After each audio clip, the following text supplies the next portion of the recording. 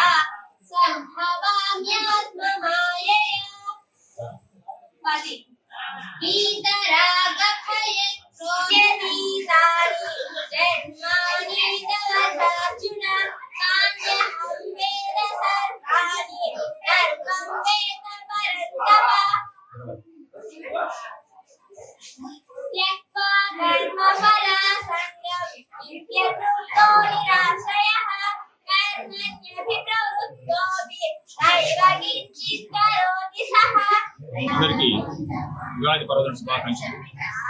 ఈ ఉగాది పర్వదినాన్ని పురస్కరించుకొని గత 6 సంవత్సరాలుగా కలువాయి హిందూ ధర్మ సమస్త సేవా ఫౌండేషన్ హిందూ ధార్మిక సంస్థల ఆధ్వర్యంలో విద్యార్థులకు భగవద్గీత శ్లోక కంఠస్థ పోటీలను ప్రతి సంవత్సరం నిర్వహిస్తున్నాం.